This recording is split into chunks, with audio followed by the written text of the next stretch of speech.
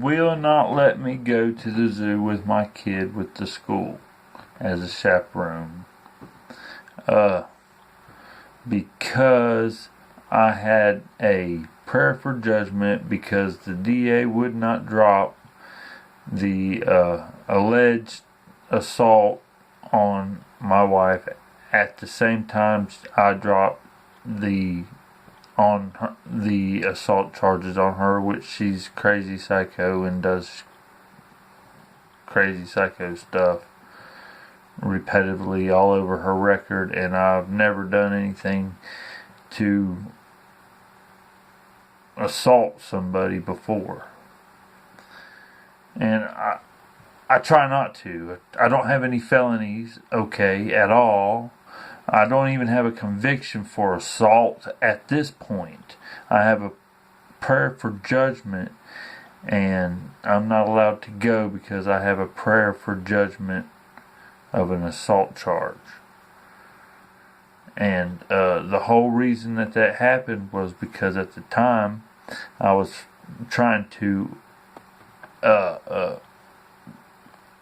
proceed with the proceedings because the state was withholding my child from my custody and from me being able to feed him and raise him at the time of court.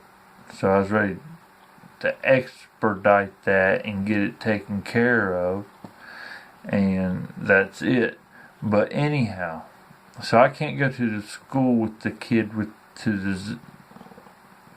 on a zoo trip because it's at the discretion of the county. Like, apparently that's what Mrs. Clinton wants, is to make it more difficult for anybody who's had any kind of allegations and did not feel like going all the way through court to get it rid of it. I would have took it all the way to the Supreme Court if I'd known it was going to stay on my record. They said it wasn't going to be a conviction. They said after 60 days there was a stipulation as long as there was no other altercation, which was really is a personal matter, but I can go into it. I don't really care at this point. I mean, she was bucking for a Section 8 paycheck. She got her Section 8 paycheck. These are allegations that almost every young person, a lot of rural Americans get these allegations and just plead it out and get rid of it through the prayer for judgment. But I don't think it's prudent. I mean, if you're not a felon, why would there be any other criteria? So I'm being through the school's discretion, they're labeling me a felon because I'm not allowed to attend a civil school activity supervise my child at a school activity is what they're saying I can't do. So that's going to limit my son's school activities. I don't quite understand that. No, I don't want to be up in the schoolhouse catching their communicable ailments. I don't really want my child to be up there, but they've already assumed some kind of role of tyrannical ownership in the state of North Carolina that I've been told about, and I'm not fully versed about it. I don't really consider them any kind of real education. It's just basically they're helping me a little bit so I can go to work, I guess. I don't know. I mean, if I didn't have to pay the taxes that pays for the corrupt institutions of government, where every small little town, county, and state and federal government entities get to vote themselves access to your liberties and your freedoms every single year, like it's their duty to put restrictions and regulations on recreational activities and civil liberties 24/7. Like that was what they were established for. No, they were established to defend our very well-being and our health. They're not here to smother us with intellectual technology laws, mandated insurances for this, insurances for that. If they want to give us security on the interstate and on the roads, that's fine. Let's do that. Let's actually go and have a tax on sales that offers security and a dividend system, much like the Social Security system. But I got proposals. I ain't gonna lie to you. I got a lot of proposals. So there's a lot of things I want to do. I got a lot of agendas. I do not see any of my agendas, thoughts, or any track of my thoughts being followed. Once we come up with a good idea, then next thing we know, they come up with something that offsets it and perverts it, like let's see, the flat tax and the one sales tax. Well, Gary Johnson, or what is his name, Gary Johnson? He's talking about he wants one trade tax, and then he starts talking about tax on labor for coming across the borders, blah, blah, blah. Well, how about we just tax them for what they purchase while they're here, including their lodging, and call it quits? And get rid of property taxes and just put it all on sales tax, whether it be lodging tax, whether it be food, whether it be gas, whether it be tires, to replace the need for gas. The gas to be a commodity in trade of the economy, which it about is already out of the cycle, out of the necessity. If we get rid of intellectual technology and patent laws, we could definitely free things up to where we could have cheaper medicines. We don't have to get rid of them, but we have to reform them to where we're purchasing intellectual technology and patents and moving them into the public sector just for basic health and exploration and self-sustaining homes, so we can stop having this daily commute that keeps heating up the place.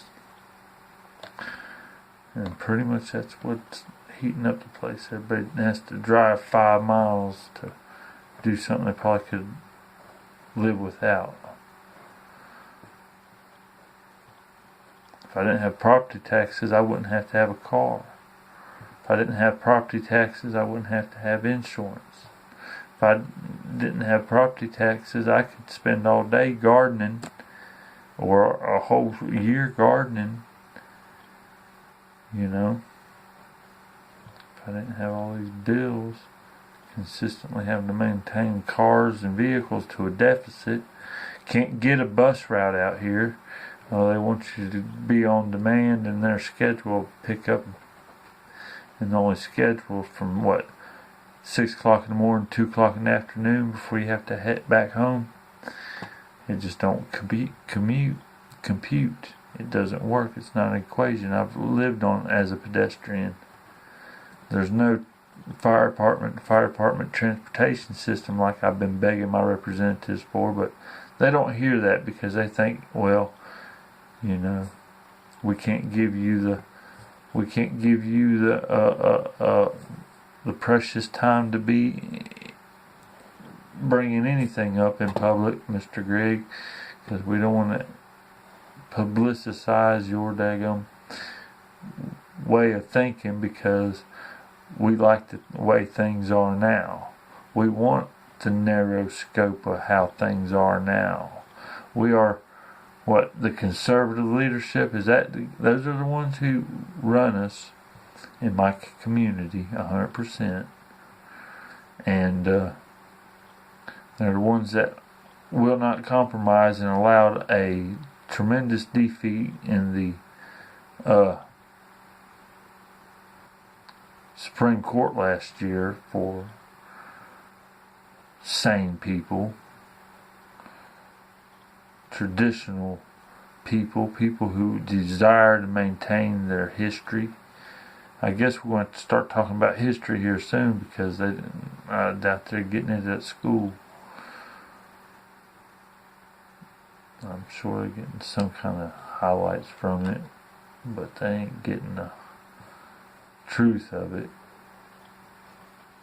I never got the truth of it. I just scanned through all the pictures I could find, and then I assimilated my interpretation of time and space and matter and all the text I've read and seen and viewed and heard and discussed to my interpretation of our history. I got a reference point for all the illustrations in current media or in encyclopedias and stuff. I used to scan all of them, just look at them. Mom, she literally read them all. Dictionaries, encyclopedias. Crazy.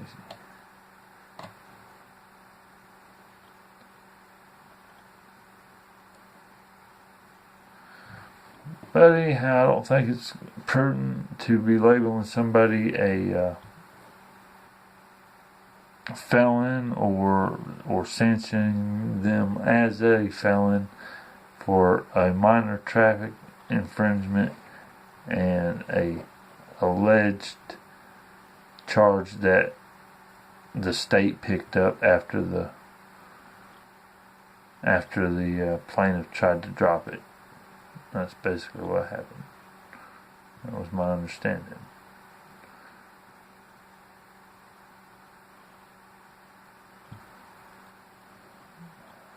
So